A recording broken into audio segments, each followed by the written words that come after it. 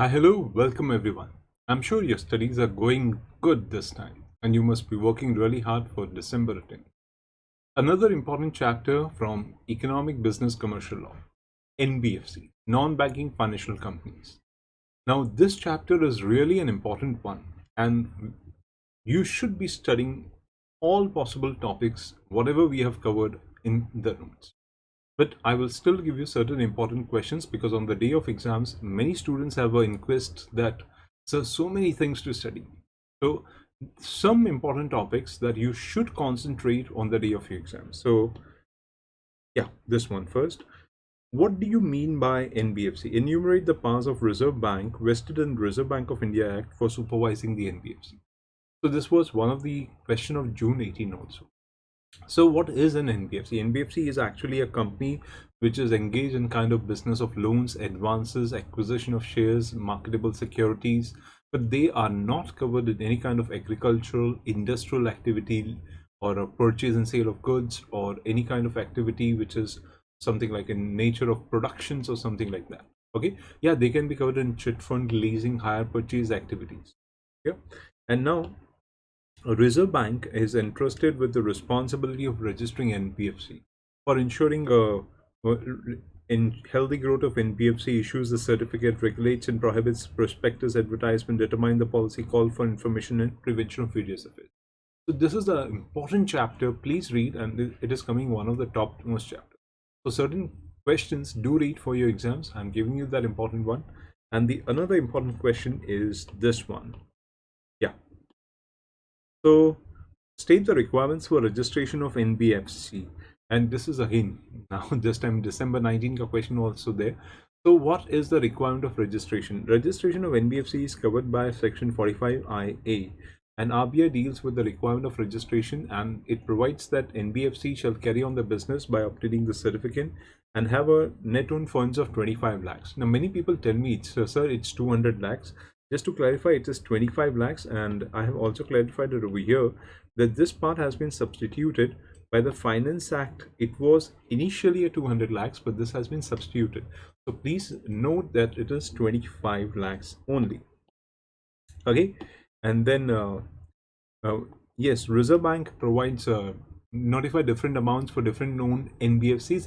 As you have seen, there are various types of NBFCs, so different net owned funds requirement is there.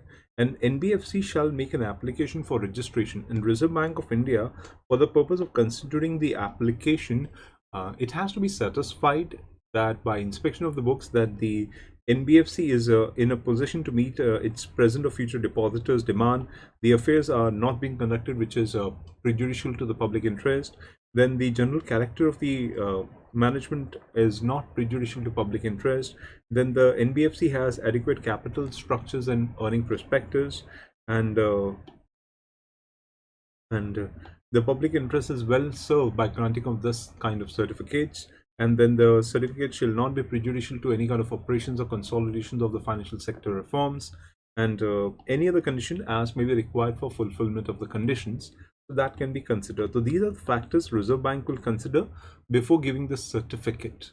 Okay, so do read this question, and another important question will be this one. Yeah.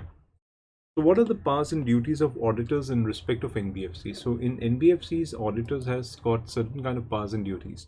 The Reserve Bank provides that it is the duty of the auditor, whether or non-banking institution, to give a statement. So the auditor has to give a statement. What is the NBFC? What is the NBFC all about?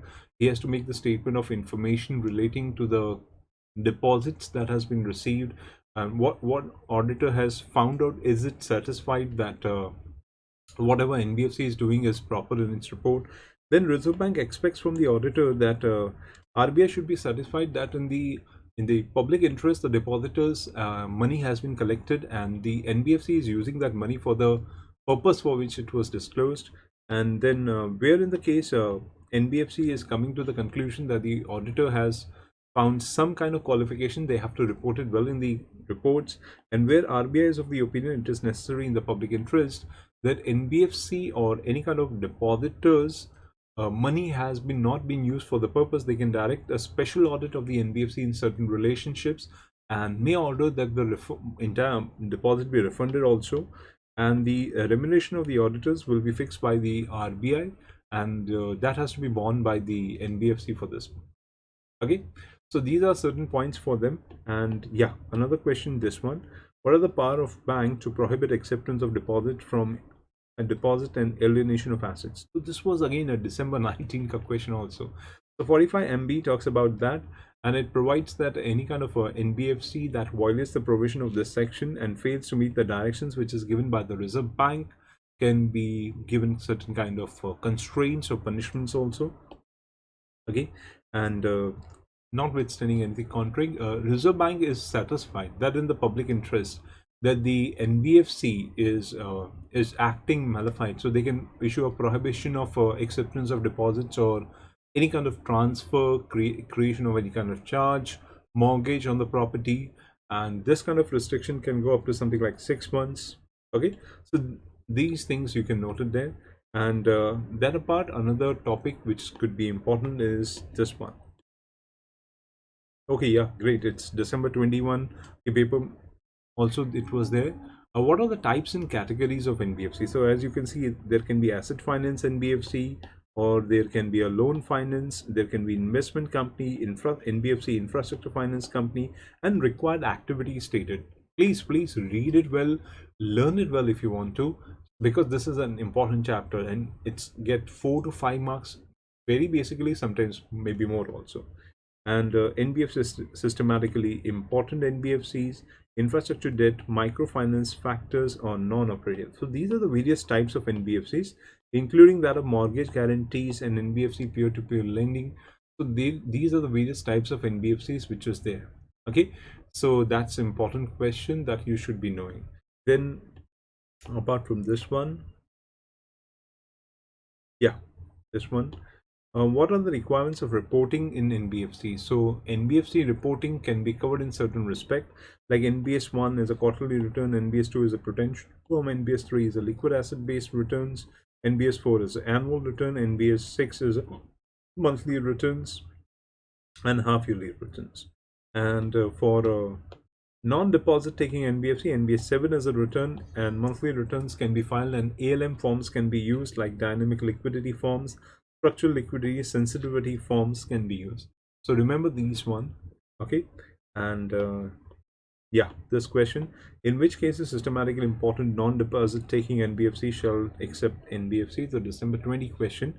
So the provision of NBFC shall be applicable for non-deposit taking NBFC, and every non-deposit taking shall be registered with Reserve Bank of India. Every NBFC factor has to be registered if the SSI is 500 crores or more, or non-NBFC which is a microfinance of 500 crores or more, or NBFC which are infrastructure finance. So that is where the question is: systematically important non-deposit taking NBFCs shall apply to NBFC. So these are the systematically important but non-deposit taking NBFC which has to be registered with RBI. Okay, and another question which came in August 21: what are the circumstances under which the Reserve Bank of India cancels the certificate of registration of NBFC? So if the NBFC is doing something that can result into cancellation, like they ceases to carry on the business, they fail to comply with the directions, and anytime fails to fulfill the conditions of capital adequacy as required in law, or they fail to comply with the directions issued by Reserve Bank, fails to maintain the accounts as it fails to submit reports for inspection or books for inspection, or prohibited from acceptance from any kind of deposits. So that could be there. So do read this one. And yeah, another one, December 21, again a 4 marks. So as you can see, in December 21 it was asked for good number of marks. So Reserve Bank can cancel the certificate of registration. So under what circumstances may cancel the certificate for registration? It is a repeated question they have asked. So it ceases to carry on, fail to comply with the directions, fails to fulfill, fails to. It's same thing which has been repeated. As you can see, it's a question which was there above also. In August 21, the same question came in December 21. Okay, so it's like wow, and you will be surprised to see this one. Look at this one. What are the directions pertaining to NBFC issued by Reserve Bank? It was there in the initial question, and the same question came in June 22. See, NBFC systematically important for invest. These are the various directions which has been issued.